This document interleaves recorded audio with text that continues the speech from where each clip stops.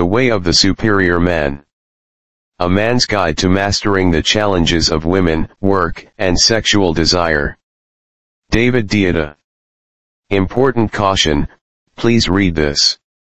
Although anyone may find the practices, disciplines and understandings in this book to be useful, it is sold with the understanding that neither the author nor the publisher are engaged in presenting specific medical, psychological, emotional, sexual, or spiritual advice.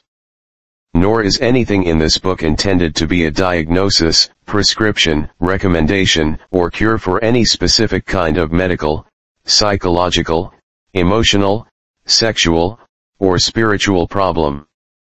Each person has unique needs, and this book cannot take these individual differences into account. Each person should engage in a program of treatment, prevention, cure, or general health only in consultation with a licensed, qualified physician, therapist, or other competent professional. Any person suffering from venereal disease or any local illness of his or her sexual organs or prostate gland should consult a medical doctor and a qualified instructor of sexual yoga before practicing the sexual methods described in this book. With deepest gratitude, to the intimate partners and teachers who have drenched my life with their love and wisdom. May this book serve the liberation of your true gifts, so that countless multitudes of beings may benefit even more from your living and loving. Introduction. This book is a guide for a specific kind of newly evolving man. This man is unabashedly masculine. He is purposeful, confident, and directed, living his chosen way of life with deep integrity and humor, and he is sensitive, spontaneous, and spiritually alive, with a heart commitment to discovering and living his deepest truth. This kind of man is totally turned on by the feminine.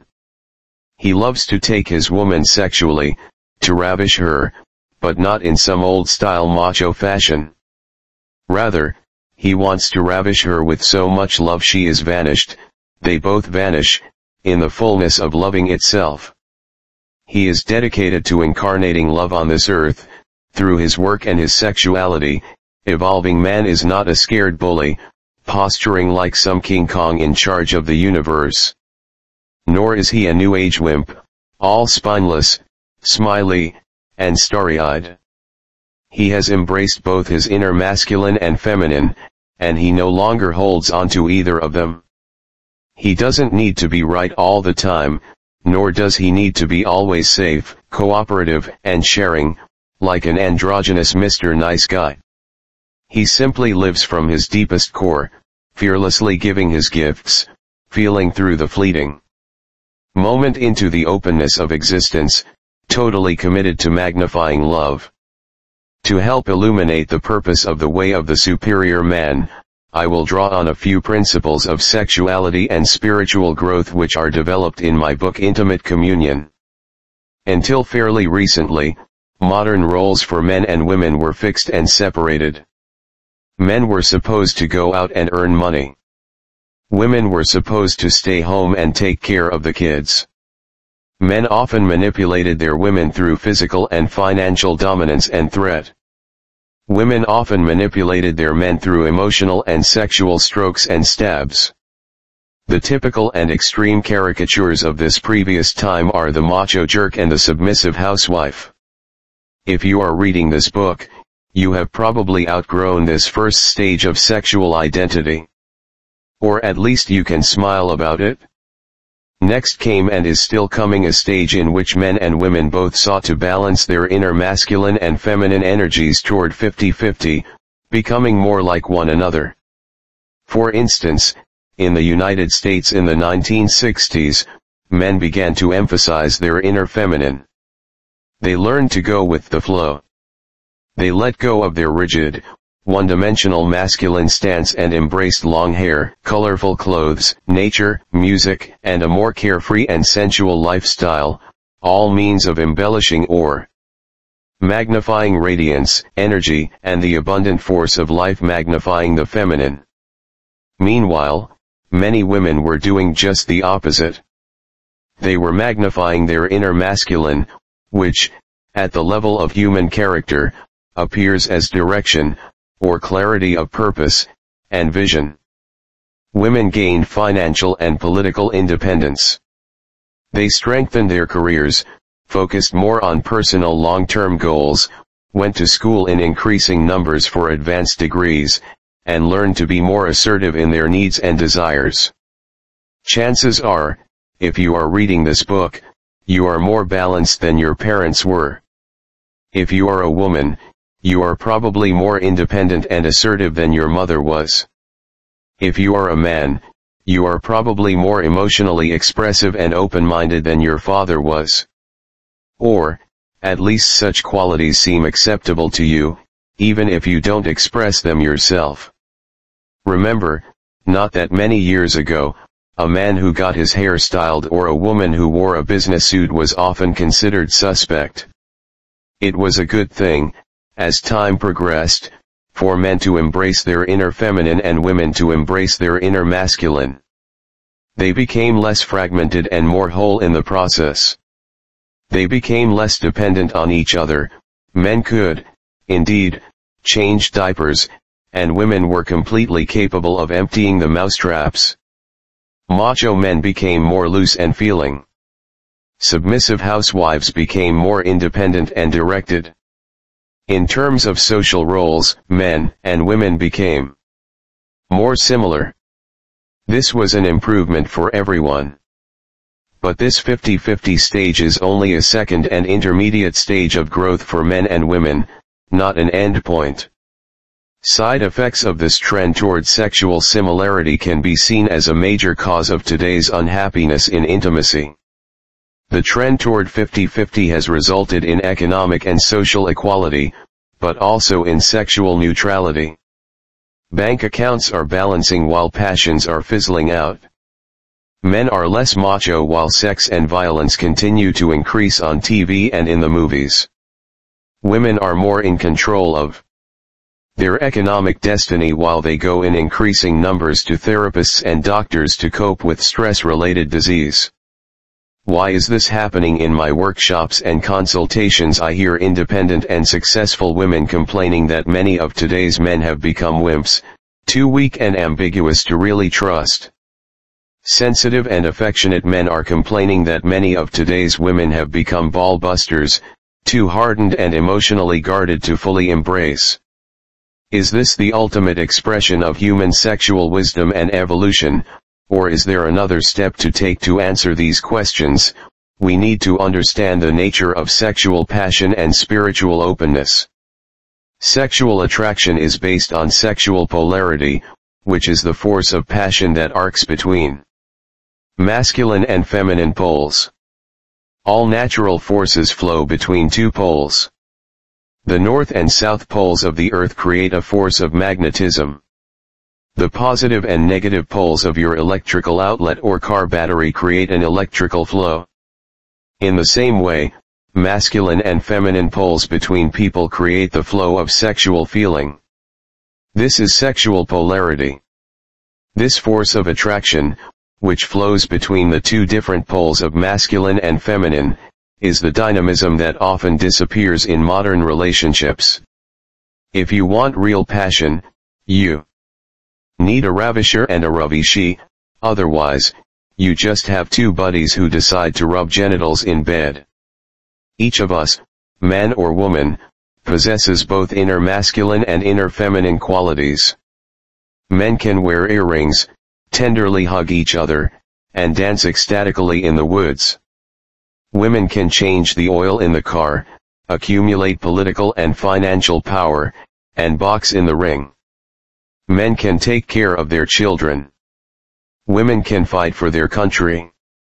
We have proven these things. Just about anyone can animate either masculine or feminine energy in any particular moment. Although they still might have a strong preference to do one or the other, which we will get to in a moment. The bottom line of today's newly emerging 50-50, or second stage, relationship is this: if men and women are clinging to a politically correct sameness even in moments of intimacy, then sexual attraction disappears. I don't mean just the desire for intercourse, but the juice of the entire relationship begins to dry up. The love may still be strong, the friendship may still be strong, but the sexual polarity fades, unless in moments of intimacy one partner is willing to play the masculine pole and one partner is willing to play the feminine. You have to animate the masculine and feminine differences if you want to play in the field of sexual passion. This is true in homosexual as well as heterosexual relationships. Actually, the gay and lesbian community is acutely aware that sexual polarity is independent of gender. But you still need two poles for a passionate play of sexuality to persist in a relationship, masculine and feminine, top and bottom, butch and femme, whatever you want to call these reciprocal poles of sexual play. It is up to you. You can have a loving friendship between two similars, but you need a more masculine and a more feminine partner in the moments when you want strong sexual polarity. It doesn't matter if both partners are men or both are women. It doesn't matter if, in a heterosexual relationship, the man plays the feminine pole and the woman plays the masculine pole. It doesn't matter if you change every day who plays the masculine pole and who plays the feminine pole. For sexual polarity, you need an energetic polarity, an attractive difference between masculine and feminine. You don't need this difference for love, but you do need it for ongoing sexual passion. For some people who have what I call a more balanced sexual essence, sexual polarity doesn't really matter. They don't really want much passion in intimacy. They don't want a loving tussle full of sexual inspiration and innuendo. They would rather have a civilized friendship full of love and human sharing without the passionate ups and downs. And for these people, this book will be irrelevant, possibly even offensive. This book is written specifically for people who have a more masculine sexual essence, and their lovers, who will have a more feminine sexual essence, since you always attract your sexual reciprocal. These people can't help but be attracted into relationships based on difference, for better or for worse. Your sexual essence is your sexual core. If you have a more masculine sexual essence, you would, of course, enjoy staying home and playing with the kids, but, deep down, you are driven by a sense of mission. You may not know your mission, but unless you discover this deep purpose and live it fully, your life will feel empty at its core, even if your intimate relationship and family life are full of love. If you have a more feminine sexual essence, your professional life may be incredibly successful, but your core won't be fulfilled unless love is flowing fully in your family or intimate life. The mission or the search for freedom is the priority of the masculine, whereas the search for love is the priority of the feminine. This is why people with masculine essences would rather watch a football game or boxing match on TV than a love story. Sports are all about achieving freedom, such as by breaking free of your opponent's tackle or barrage of punches, and about succeeding at your mission, by carrying the ball into the end zone or remaining standing after 10 rounds.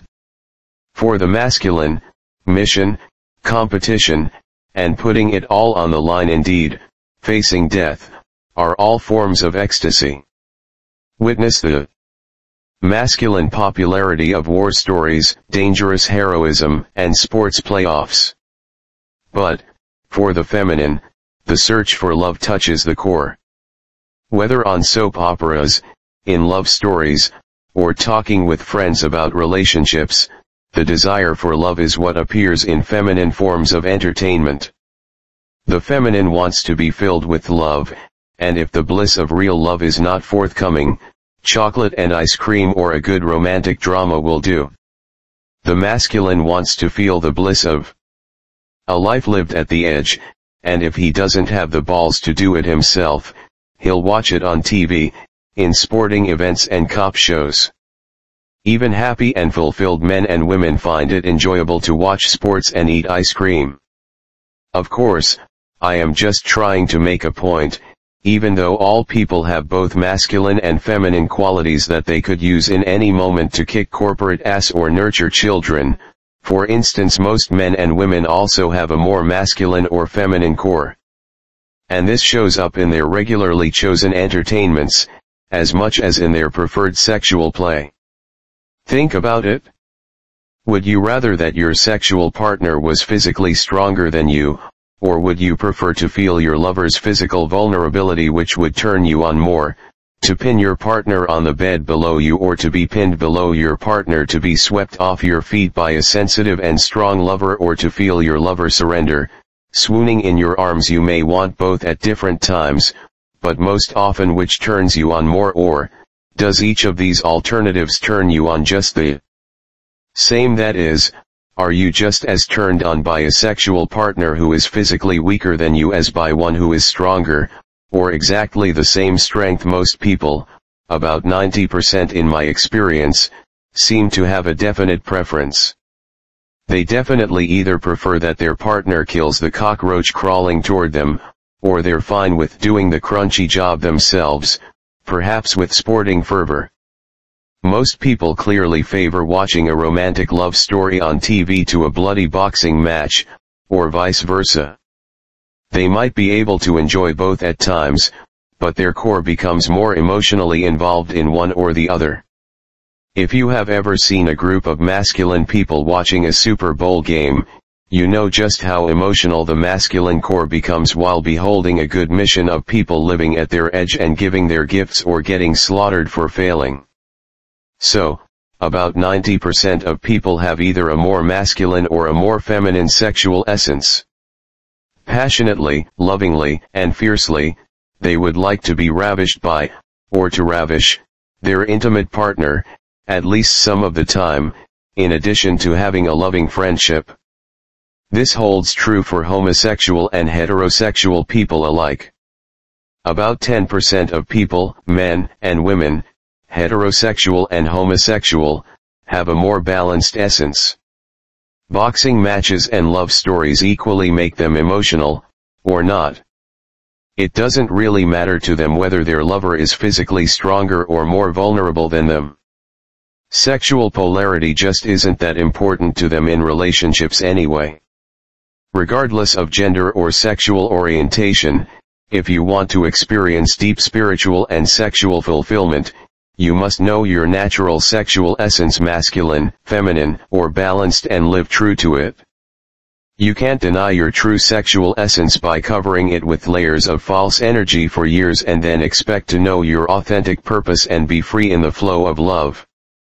This book is a guide to shedding pretense and living true to your core, specifically for people who have a masculine sexual essence and their feminine essenced lovers who have to deal with them. In a well-intentioned effort to provide equal opportunity and rights for men and women, many people are inadvertently squashing their true sexual essence. They don't have to. It's certainly possible to provide equality while also living true to your masculine or feminine core. But most people don't. So they suffer. Most people are forgetting that the sameness that works in the office does not work in intimacy for about 90% of couples, those couples composed of partners with masculine and feminine essences rather than balanced essences. If sexual passion is to flow in these polarized intimacies, masculine and feminine differences should be magnified, not diminished, in moments of intimacy. When these polarities are lessened due to family and work obligations, sexual attraction is diminished, along with spiritual depth and physical health. Stressing your masculine or feminine essence into a falsely balanced persona affects virtually every part of you. Many people with true feminine essences manifest a whole range of disturbed physiological symptoms as their feminine energy dries up due to running excess masculine energy through their body, year after year, in order to fit into the masculine style of work. And many people with masculine essences, seeking to fit in with the feminine style of cooperation and energy flow, disconnect from their sense of life purpose and inhibit their deep truth, afraid of the consequences of being authentic to their own masculine core. Hence, the frequent complaints about too many ball busters and wimps. Furthermore, when you deny your true core, you deny the possibility of true and real love. Love is openness, through and through. And true spirituality is the practice of love, the practice of openness. A person who denies their own essence and hides their true desires is divided and unable to relax into the full openness of love. Their spirit becomes cramped and kinked. Unable to feel the natural ease and unconstrained power of their own core, they feel threatened and frightened. This fear is the texture of their inability to open fully in love. Such a person is spiritually handicapped, obstructed at heart, even though they may have achieved a safe relationship and a successful career. So, as a culture, we have advanced in terms of personal freedom, sexual equality, and social rights, but we have remained spiritually thwarted and afraid.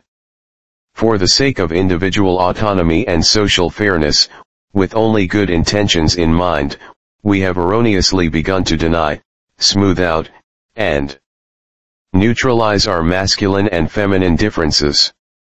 In doing so, people often end up denying their deepest core desires, which are rooted in their true sexual essence.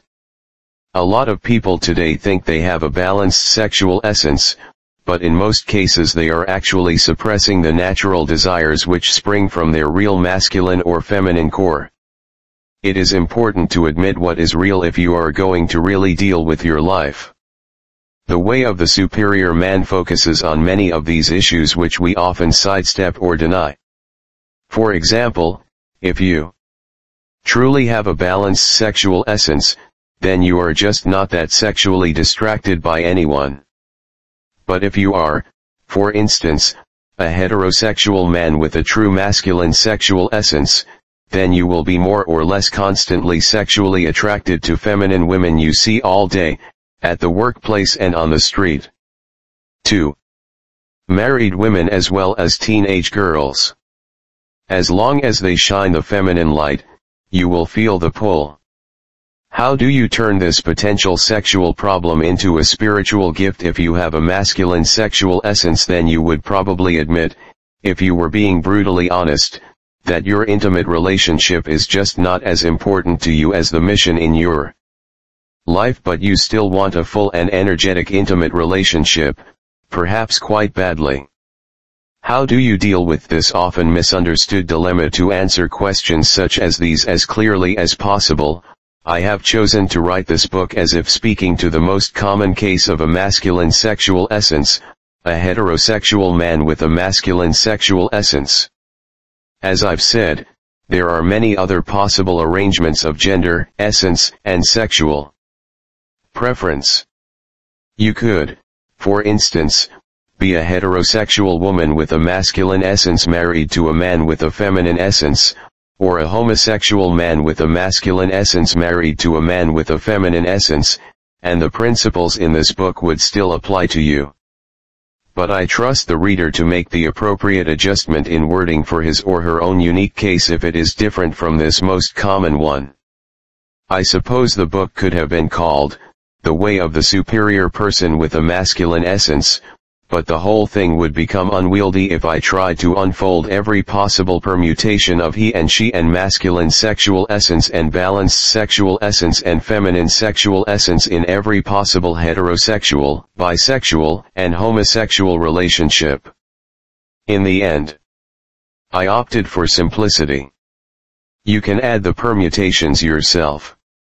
If you or your partner has a masculine sexual essence regardless of anatomy, gender, or sexual preference, this book will help you clarify your life and enable you to give your deepest gifts, personally and at work, sexually and spiritually.